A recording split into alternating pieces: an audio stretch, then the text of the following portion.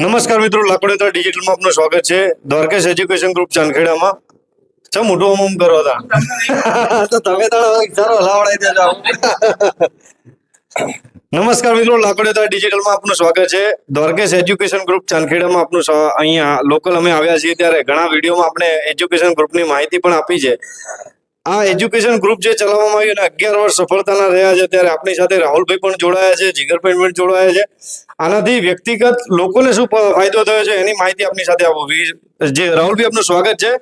આપને વ્યક્તિગત શું ફાયદો થયો એની માહિતી સમાજ સાથે આપીશું. ચાંદખેડા વિસ્તારમાં જ્યારે દ્વારકેશ એજ્યુકેશન ગ્રુપ ચાલુ થયું ત્યારે અહીંયા અલગ અલગ વિદ્યાર્થીઓ ત્યાં લાઇબ્રેરીનો ફાયદો લેતા હતા, ત્યાં અભ્યાસ કરતા હતા, સ્ટડી કરતા હતા.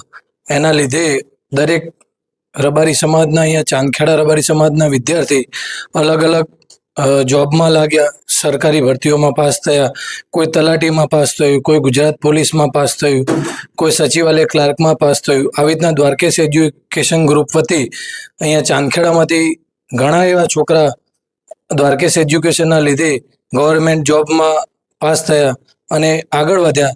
ગ્રુપ વતી એમાં અમારી પણ ગુજરાત પોલીસમાં 2016-17માં અમે ગુજરાત પોલીસમાં જોડાયા હતા, જે દ્વારકેશ એજ્યુકેશન ગ્રુપની જ એક દેન કહી શકાય આપણે. જી આભાર. ઉત્સાહી યુવાન આપણી સાથે જોડાયા છે, જીગરભાઈ રણછોડપુરા. જીગરભાઈ, આપનો પરિચય આપશો અને આપને દ્વારકેશ એજ્યુકેશન ગ્રુપથી વ્યક્તિગત તમને શું લાભ થયો છે એના વિશેની માહિતી આપશો. અને આપ ગવર્મેન્ટ એજ્યુકેશન ગ્રુપથી વ્યક્તિગત કહીએ તો અમે જે ગુજરાત સરકાર દ્વારા 2016 અને 17માં જે વેકન્સી બહાર પાડવામાં આવી હતી એમાં અમે ગ્રુપમાં લાઇબ્રેરી જોઈન કરીને ગ્રુપ દ્વારા જ ગ્રુપ થકી અમે 2017માં હું પોલીસ કોન્સ્ટેબલમાં લાગ્યો હતો. હાલમાં સાથે જ પોલીસ સ્ટેશનમાં ફરજ બજાવું છું અને સાથે જ એવી આશા રાખીએ છીએ કે જેવી રીતે અમને લાભ મળ્યો છે ગ્રુપનો, એવી જ રીતે વિસ્તારના ઘણા બધા ભાઈઓને હજુ આનો લાભ મળતો રહેશે. જી આભાર, ખૂબ સરસ માહિતી આપી. આવા જ ઘણા યુવાનો દ્વારકેશ એજ્યુકેશન ગ્રુપના તરીકે લાઇબ્રેરી અને પોલીસની પરીક્ષાની ભરતીઓની તાલીમ આપી અને સમાજને એક યુવાનોને પ્રોત્સાહન પાડ્યું તે બદલ દ્વારકેશ એજ્યુકેશન ગ્રુપનો પણ અમે આભાર માનીએ છીએ. નમસ્કાર, ઈશ્વરભાઈ પણ આપની સાથે છે. ઈશ્વરભાઈ, વ્યક્તિગત દ્વારકેશ ગ્રુપથી આપને શું ફાયદો થયો છે એના વિશે પણ જણાવશો. મારું નામ ઈશ્વરભાઈ ભીખાભાઈ દેસાઈ.